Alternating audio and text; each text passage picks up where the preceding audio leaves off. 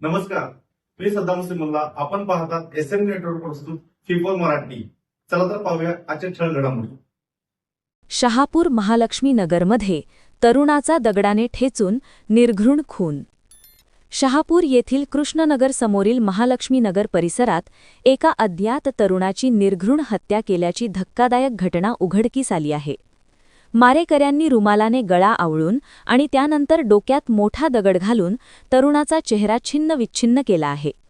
या घटनेमुळे संपूर्ण परिसरात भीतीचे वातावरण पसरले असून खळबळ उडाली आहे.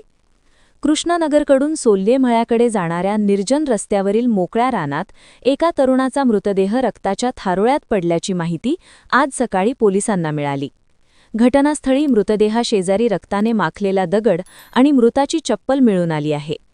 प्राथमिक अंदाजानुसार हा तरुण मुस्लिम समाजातील असावा अशी शक्यता वर्तवण्यात येत आहे. मात्र चेहरा पूर्णपणे ठेचलेला असल्याने ओळख पटवणे कठीण झाले आहे. घटनेची माहिती मिळताच पोलीस प्रशासनाने तातडीने धाव घेतली. यामध्ये पोलीस उपाधीक्षक विक्रांत गायकवाड, शहापूरचे पोलीस निरीक्षक सचिन सूर्यवंशी, उपनिरीक्षक महावीर कुटे यांच्यासह पथकाने घटनास्थळी भेट दिली. फॉरेन्सिक लॅबच्या कर्मचाऱ्यांनी घटनास्थळावरून महत्त्वाचे पुरावे गोळा केले आहेत. पाचारण करण्यात आलेले श्वान घटनास्थळापासून सोलगे माळ्याच्या दिशेने गेले, ज्यामुळे तपासाला एक दिशा मिळाली आहे.